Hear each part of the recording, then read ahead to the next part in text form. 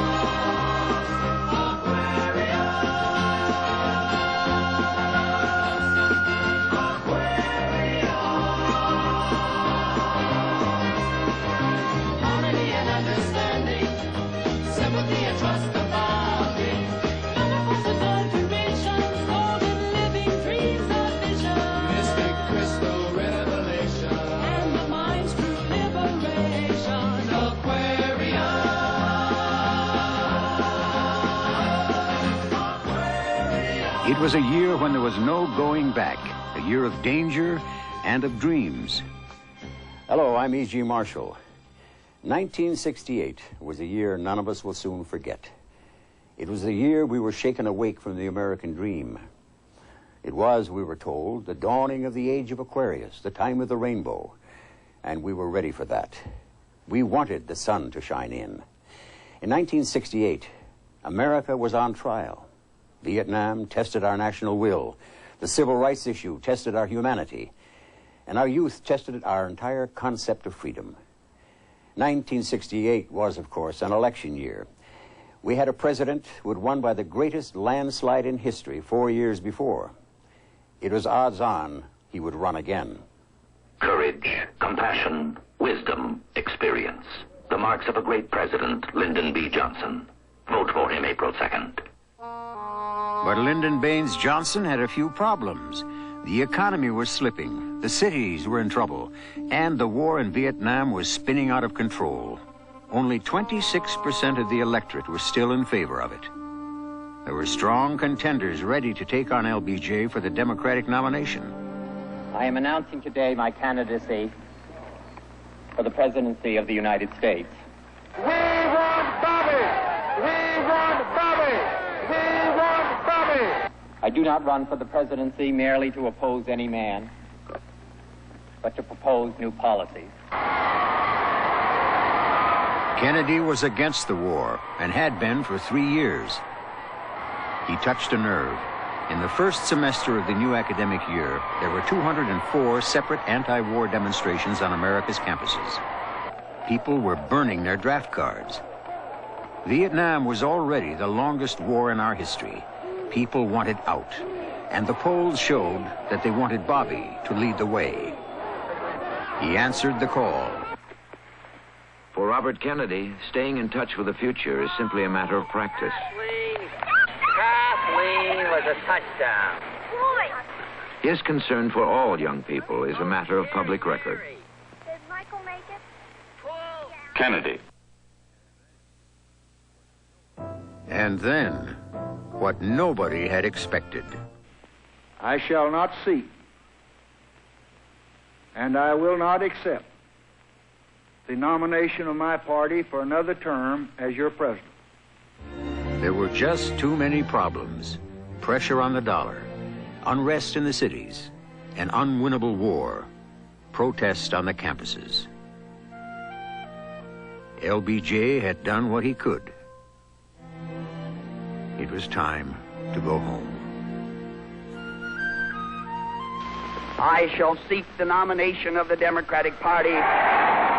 Johnson's Democratic baton passed to his vice president. But Humphrey now had the difficult task of facing Bobby Kennedy. Humphrey had already confessed to Johnson that he didn't think he could beat Bobby. Eugene McCarthy's Children's Crusade conquered in New Hampshire, but 3 days later, Bobby Kennedy announced and took away all their toys. On the Republican side, a car maker from Detroit quit before people got to know his name. The jovial governor of New York, glad-handed for a while, then went back to the Rockefeller estates. From the beginning, the one Republican to beat was the man who had lost so narrowly to John Fitzgerald Kennedy in 1960. They have failed in so many areas that we need a new team in Washington, and the place to begin is in New Hampshire, and in November we'll finish the job. With Nixon and another Kennedy in competition, it had the eerie look of a return match. I don't think that we have to accept the idea that summer after summer we're going to have violence. I don't think we have to accept the idea that summer after summer we're going to have looting. And I don't think we have to accept the idea that the stain of bloodshed is going to be ever across our country. Pat Paulson, nominee of the Smothers Brothers, managed to put the whole race in a much clearer perspective. I did not want this support. I have not desired it. As I said, I'd rather remain as I am today, common, ordinary, simple savior of America's destiny. When we saw the political process, which always kind of makes people of any intelligence kind of cringe when you see the political process working, we thought we'd throw a ringer in there. Tommy tried to do the editorials the first week or two of this Smothers Brothers show, but he came out and people started laughing at him because they already knew who he was supposed to be. So we got this strange guy, Pat Paulson, who we knew him for a number of years. He's an itinerant type folk singer, comedian, and his face is just terrific. And it worked. So that's when we started to decide. That's the genesis. The genesis was from editorials to running him for president. He did get votes. I said he won 3 states, a state of insanity, a state of neglect, and lots. But he got votes in, was it New Hampshire, about 3,000 or 4,000? We got 200,000 votes total. Really? And then there was the spoiler, Governor George C. Wallace of Alabama. His running mate was former Air Force General Curtis LeMay. Their American Independent Party, without benefit of a convention, got on the ballot in all 50 states. Wallace was against many things, and most of the things he was against involved long hair. Give me a head with hair, long, beautiful hair, shining, gleaming, streaming, flaxen, waxing. Give me down to there, shoulder length longer. Here, baby, there, mama, everywhere, daddy, daddy, hair.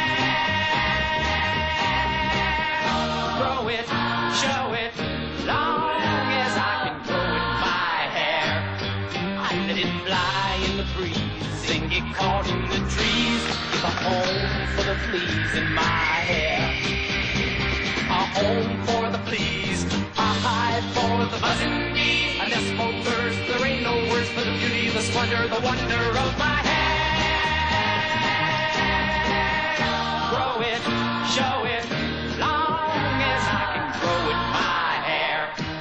I want it long, straight, curly, fuzzy, snaggy, shaggy, racky-mappy, oily, greasy, fleecy, shining, steaming, dreaming, flaxen, waxy, Knotted, polka dotted, twisted, beaded, braided, powdered, flowered, and confetti, mangled, tangled, spangled, and spaghetti. Oh, say, can you see my eyes? If you can, then my hair's too short. Down to here, down to there, down to there, down to where it's not by itself. Don't ever have to cut it 'cause it's not by itself. Oh, give me a head with hair, long, beautiful hair, shining, gleaming, streaming, flaxen, waxing. Now won't you give me down to there, shoulder length or longer, here, baby, there, mama, everywhere, daddy, daddy, hair.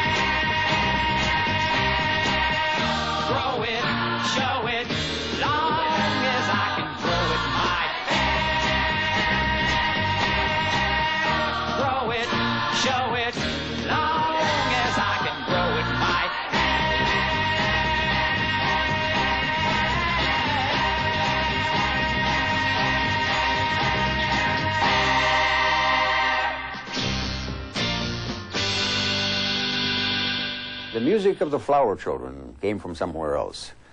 The music of the civil rights movement came from experience.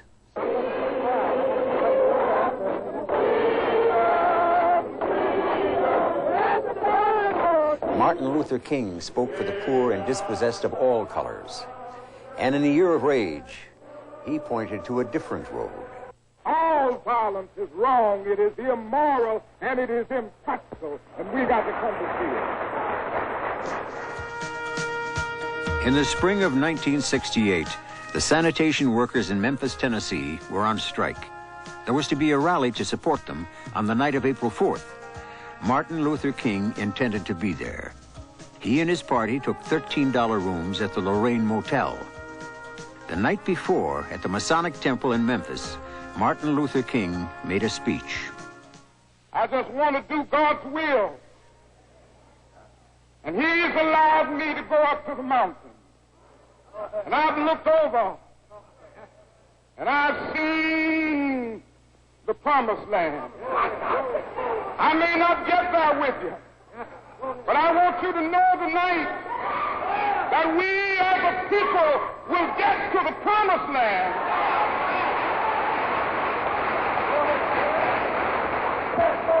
So I'm happy tonight. I'm not worried about anything. I'm not fearing any man. Mine eyes have seen the glory of the coming of the Lord. At 1 minute after 6 p.m. on April 4th, before the rally was to begin, Martin Luther King was shot in the neck by a bullet fired by an escaped convict by the name of James Earl Ray. It was an act of senseless violence that aroused the rage of blacks across America. The policy of nonviolence seemed to have failed. For those of you who are black and are tempted to be filled with hatred and mistrust of the injustice of such an act against all white people, I would only say that I can also feel in my own heart the same kind of feeling. I had a member of my family killed. Bobby Kennedy's speech in Indianapolis that night helped temper the rioting in that city. Elsewhere, the cities began to burn. They carried the body of the prophet of nonviolence in a farm cart through the streets of Atlanta to the Ebenezer Baptist Church. On the very next day, after years of delay, the Civil Rights Bill was finally signed by President Johnson.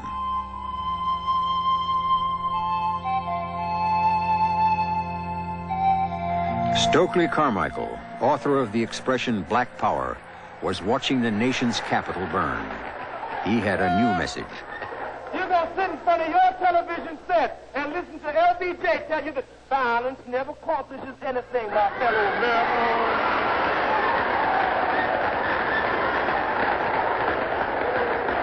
And you're going to sit there agreeing with him that violence never accomplishes anything while he's bombing the hell out of North Vietnam. Days later, when the rioting and looting had ended in more than 100 cities, 21,000 regular troops and 47,000 National Guardsmen had been called out to back up the police. It was the largest military deployment on American soil since the Civil War. 2,600 fires had been set. Property damage was assessed at $45 million. 41 blacks and 5 whites had been killed, and more than 3,000 people injured, half of them in the nation's capital. In that spring of 1968, there were also over 100 college riots. The climax came at Columbia University in New York. The issue there was civil rights.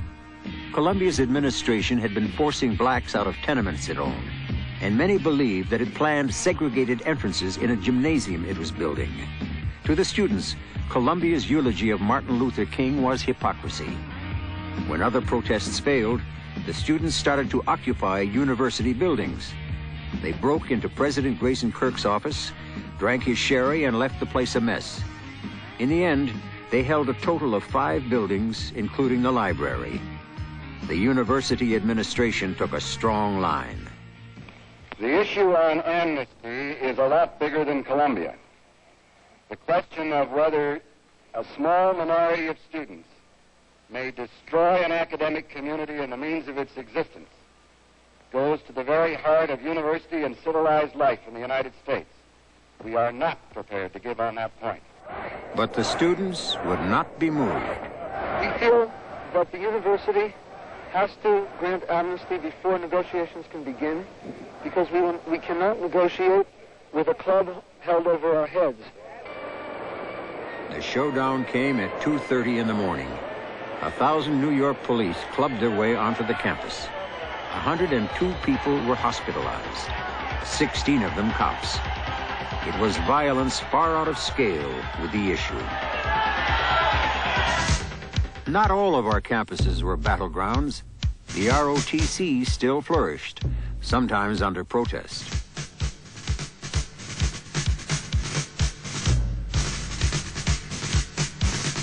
West Point held the third largest graduation in its history. There was a war to be fought.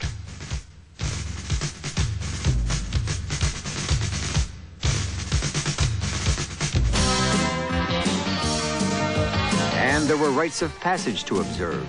The annual migration to Florida for the spring break filled the beaches as always.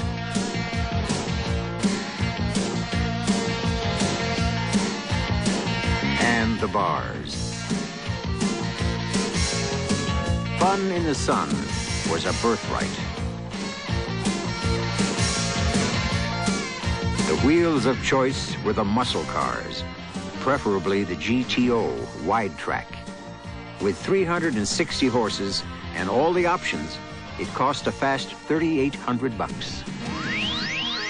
Get ready, America. Here comes Rowan and Martin laughing. Every Christmas I waited for you. Who would dare sock it to me? Hey, it must be sock it to me time. Sock it to me? This kind of stuff won 16 Emmys? Well, I guess you're looking forward to a good season. You bet your sweet Bippy I am. We do anything tomorrow night. I'll come back and see you sometime when you're not so busy. Fuchsia. Don't go back. We'll be right away. But the television show that made the points was the Smothers Brothers Comedy Hour. War in Vietnam keeps on a-raging.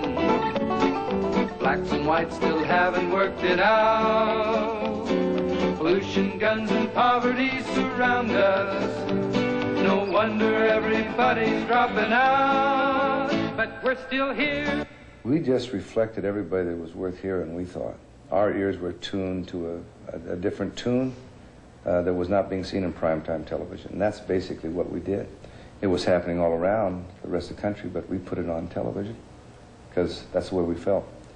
And CBS kept trying to control the show, and to control the show with censors was impossible because all they could was censor dirty words, and we weren't using dirty words. We were using clean thoughts. If CBS made no comment on things, the show would have just been a good show and right for its time.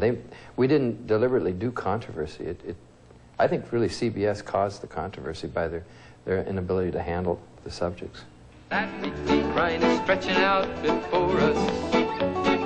Beeping sensors lurking in the wing. CBS would like to give us notice.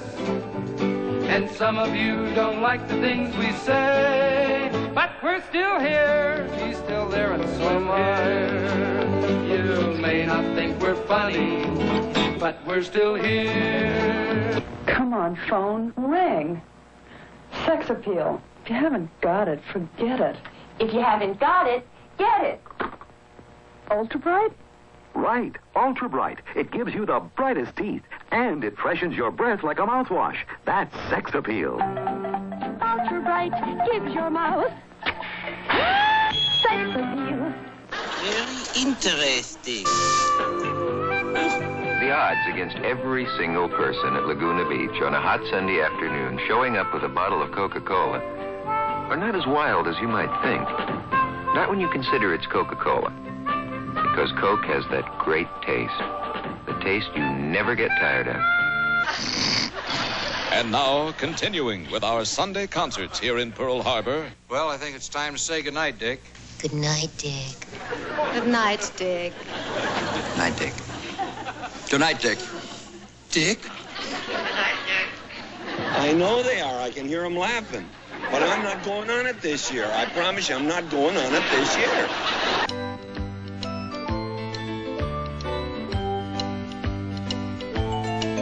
Oh, tiptoe to the window, by the window. That is where I'll be. Come tiptoe through the tulips with me. Oh, tiptoe from your pillow to the shadow of the willow tree. Come tiptoe through the tulips with me. Lady, if flowers will stray, we'll keep the showers away.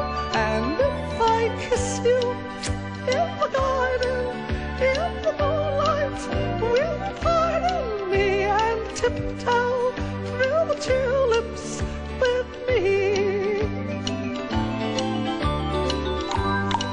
In a year when total nudity came to the Broadway stage for the first time, high fashion was put on the spot. Tiptoe through the tulips with me. Whoa. To the shadow. Most of the high-style ideas flew right out the window. Through the tulips with me. The Miss America pageant marched on as if nothing else was happening. Judith Ann Ford of Illinois was just as surprised as anyone to discover she was it.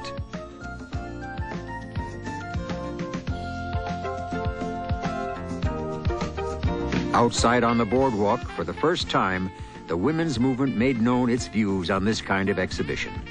Women were beginning to speak out. Shirley Chisholm became the first black woman to enter Congress. Gloria Steinem was beginning to become a familiar face. Twiggy became the most famous stick figure ever. Looking too young to vote, Julie and David brought together two American dynasties. A woman of 39 married a man of 62 in the rain on a Greek island. And an athlete gutsy enough to buy himself a mink coat and put on women's pantyhose became a potent sex symbol. Joe Namath was to lead the underdog New York Jets to victory over the Baltimore Colts in Super Bowl III, 16-7. It would be the first time an AFL team had won the Super Bowl, and Namath earned himself a bonus of $400,000. Southern California's running back was a handsome young fella who never seemed to get any older. In 1968, he began a very profitable career by winning the Heisman Trophy. He had run 1,079 yards. In baseball, the Tigers' Denny McLain became the first pitcher since Dizzy Dean 34 years before to win 30 games. McLain won 31. The Cy Young Award that year went to McLain and Bob Gibson of St. Louis. McLain faced Gibson in the World Series, and McLain's Detroit Tigers beat Gibson's Cardinals 4-3. In the NBA, Earl the Pearl Monroe was named Rookie of the Year. And Wilt the Stilt Chamberlain was the league's most valuable player. The Boston Celtics beat the Los Angeles Lakers in the NBA championship, and the Celtics coach, Red Auerbach, was inducted into the NBA Hall of Fame. The Winter Olympics were held in Grenoble, France. A young American won the gold medal for figure skating and began a career full of grace and excitement. Peggy Fleming from San Jose, California. At the Olympics in Mexico City, Tommy Smith and John Carlos politicized their victory. In 1968, tennis was not the popular sport it was to become, but it attracted a lot of attention when for the first time a black reached the men's finals at Forest Hills. the new U.S. Open champion, Army Lieutenant Arthur Ashe of Richmond, Virginia. In 1968, Muhammad Ali was fighting the law. Even when he was only sparring, he still floated like a butterfly and stung like a bee. Because he had refused to register for the draft, Ali had been stripped of his heavyweight title and sentenced to 5 years in jail. Ali was fighting mad as he appealed to the Supreme Court and the American people. Can't you picture this? A guilty aggressor who goes out of his own territory, 10,000 miles, in fact, into another man's territory, where he will attack the other man with murderous means of destruction. Planes, bombs, tanks, machine guns, bazookas. Then he turns around and say to the world, "But I am innocent." Now can't you see why other people won't come to the peace table? Opposition to the war knew no color nor age limits, and it was growing. In Vietnam by now, over 14,000 young Americans had been killed and well over 90,000 wounded. On the last day of January 1968, to celebrate their Tet Festival, the Viet Cong hit 36 provincial capitals and stormed onto the grounds of the American Embassy in Saigon itself. A major battle took place in Hue, the ancient capital of Vietnam. An American major said it best: in order to save the city, it became necessary to destroy it.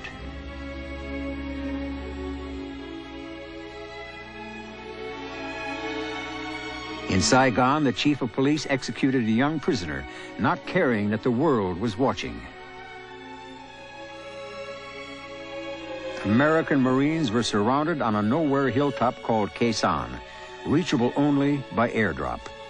The battle lasted 77 days, and it didn't prove a whole lot, except that Marines could stay where they wanted till hell froze over. American air power roamed the battlefield unchallenged and penetrated into North Vietnam at will. What it could not seem to do was force a decision.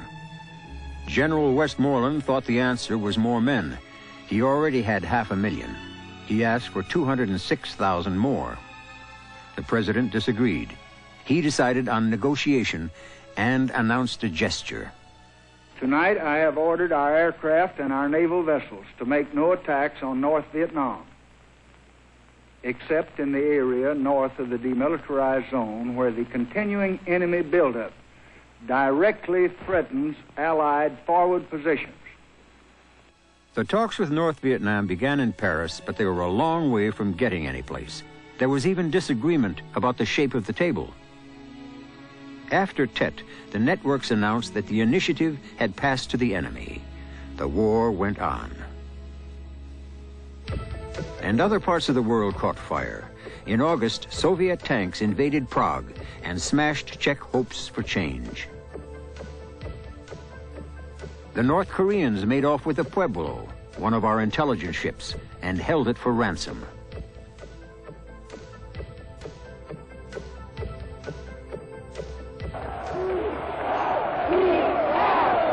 But at the heart of America's unease at home was Vietnam. By 1968, 10,000 young men had crossed the border rather than fight. 22% of Harvard seniors said they would go to jail or to exile in Canada before they would join the Army. They had a chant, "Hey, hey, LBJ, how many kids did you kill today?" Some well-known people aided and abetted them, including Dr. Spock, who'd written the book their mothers had used to raise them. This medical authority that's very accepted and a wonderful person, and he gives this medical authority about... What is the advice? He says not to get caught in a draft. Well, who said this? Dr. Spock. Primarily, the Smothers Brothers comedy are represented in '68, and particularly 1968, the alternative view, and we reflected it. And that was the fun of being there. You had no control over it. It was an event that you could not you could not manipulate. The people who should get the credit are the people that were on the campuses.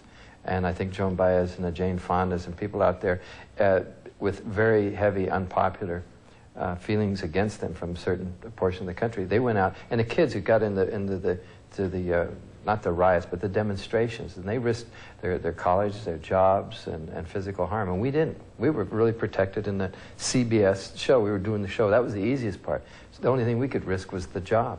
What are you doing? We're trying to start a show. Now, I can't hear you. What are you doing? I'm getting ready to go to college. In California, the people can choose the next president of the United States. On June 4th, vote for Robert Kennedy. When the Kennedys arrived in Los Angeles that spring day in 1968, Ethel was 4 months pregnant with her 11th child. By now, Bobby was a front-runner, so charismatic and well-organized that Hubert Humphrey's campaign was floundering. A few minutes after midnight on June 4th, Bobby Kennedy finished thanking 2,000 of his campaign workers in the embassy room of the Ambassador Hotel. Television was covering it live. My thanks to all of you, and now it's on to Chicago, and let's win there. Oh, my God. Senator Kennedy has been shot. And another man, a Kennedy campaign manager, and possibly shot in the head. I am right here. Rayford Johnson has a hold of a man who apparently has fired the shot. He has fired the shot. He still has the gun. The gun is pointed at me right at this moment. I hope they can get the gun out of his hand. Be very careful. Get the gun. Get the gun. Get the gun. Stay away from the gun. Get the gun. Stay away from the gun. He had been shot 3 times, once behind the right ear, into the brain. Someone heard him whisper, "Is everybody safe?" Senator Robert Francis Kennedy died at 1:44 a.m. today, June 6, 1968. The assassin was a Jordanian Arab immigrant, Sirhan Bishara Sirhan. Sirhan was proud he wasn't an American citizen. He was violently anti-Semitic. The Mass was held in St. Patrick's Cathedral in a grieving New York. I'm ashamed to be an American today, I really am, and I have been in the past. I hope, as I said, God gave him comfort on his soul. That's all I can say.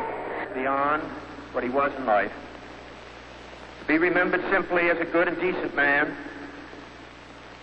who saw wrong and tried to right it, saw suffering and tried to heal it, saw war and tried to stop it. Those of us who loved him and who take him to his rest today pray that what he was to us, what he wished for others, will someday come to pass for all the world.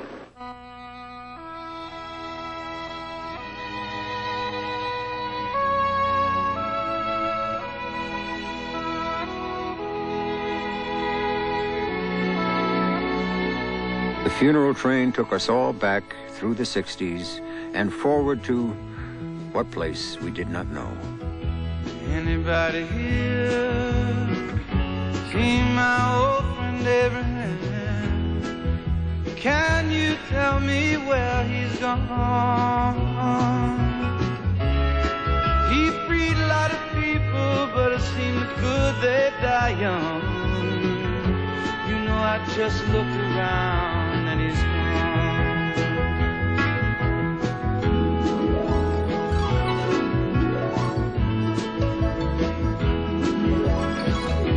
Anybody here seen my old friend John? Can you tell me where he's gone? He freed a lot of people, but it seemed good they die young. I just looked around and he's gone.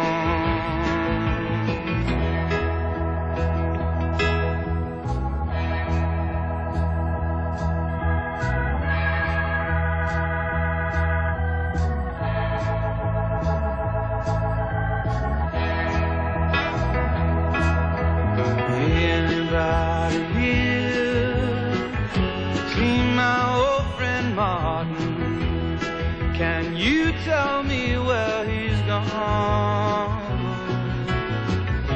He freed a lot of people, but it seemed good they die young.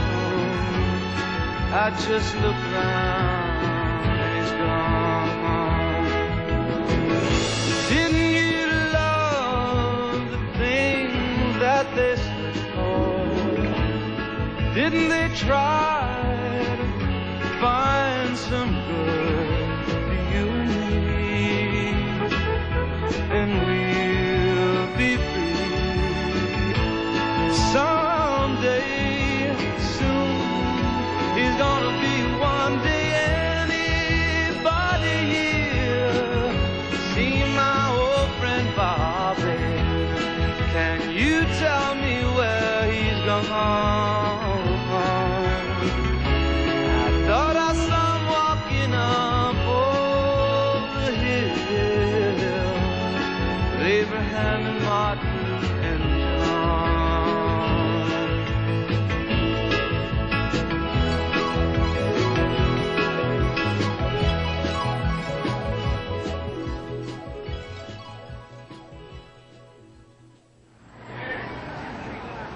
The assassinations spawned extremism. And as the Democratic Convention approached, Jerry Rubin and Abby Hoffman formed the Youth International Party. Their nominee was a 200-pound hog, Pegasus. Underneath all that, they were serious. We are going to Chicago, about 250,000 of young, energetic love buddies, to engage in a Youth International Party, sing in, grope in, love in the parks and streets of Chicago during the time that the Democrats will have their death convention. And that's what Chicago is all about, with the hippies. That's what a lot of things are all about in this country. It's a testimonial for life. On the general issue of the permits, we want to underscore again that we're coming to Chicago by the tens of thousands, whether or not there are any permits given. I do not anticipate any difficulty or any violence from anyone in Chicago. The mayor of Chicago was ready with 11,500 police. The third night was the worst. Backed by 5,500 troopers of the Illinois National Guard and by 7,500 regulars flown in from Fort Hood, the Chicago police attacked with tear gas, mace, and clubs. The police charge shattered windows in the Hilton Hotel and left blood all over the street around Michigan and Balboa. Inside at the 35th National Convention of the Democratic Party, it was business as usual. They nominated Vice President Hubert Humphrey with Senator Muskie of Maine as his running mate. They did not seem to understand what was happening on the streets. Daley's right on this point. Chicago just happened to be the city. It would have been impossible to hold it anywhere because the Democratic Party has blood on its hands. The Republicans met with very little hoopla in Miami Beach. There were no demonstrations at all. Rockefeller was there, and the youthful governor of California. As of this moment, in response to that resolution by the California delegation, Stumping, Ohio, Richard Nixon had seen a sign held up by a little girl. "Bring us together," it said. He took it for his slogan. It made Nixon the one. This time we're going to win. Nixon picked Spiro T. Agnew for his running mate, the governor of Maryland, who had hardly been a front runner for the vice presidential choice. They went on to win a narrow victory over the Democrats, and the Nixon era began. 1968 was probably the most fun the Smothers Brothers ever had. It was the most exciting, it was the most spontaneous, it was the most unrehearsed, it was the most powerful, sweeping experience with no control, and it felt absolutely beautiful. As we searched for the bluebird of happiness, the Beatles led the way to the mystic east of gurus and karma consciousness, with both feet off the ground. We were all invited to board their yellow submarine for a magical mystery tour. At the movies, the generation gap became as wide as an ocean. We're all very proud of you, Ben. How are you, track star? What are you going to do now? I was going to go upstairs for a minute. Oh, I meant with your future, your life. Well, that's a little hard to say. Mrs. Robinson, you're trying to seduce me. Aren't you? Have you gotten us a room yet? I haven't, no. Do you want to? I'll get undressed now. Is that all right? Sure. Shall I just stand here? I don't know what you want me to do. Why don't you watch? Oh, sure, thank you. Benjamin, are you having an affair with someone?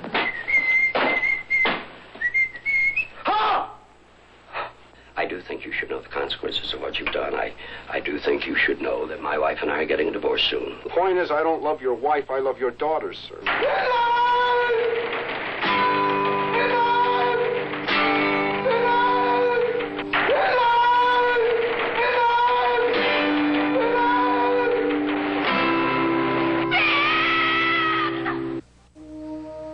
Another box office hit took us on a voyage we all wanted to make.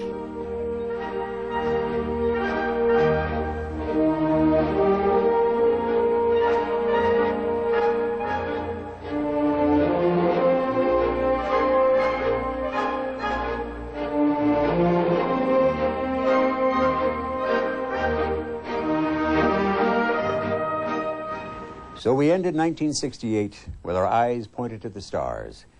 It had been a memorable year, a great one for dreams, but a bad one for illusions. We had become too familiar with death, but we had made some progress towards peace and equality. We had seen heroes die, but we could watch new heroes reach out for the planets. As 1968 came to a close, Apollo 8 showed us live the surface of the moon for the first time ever, and we could see our own potential.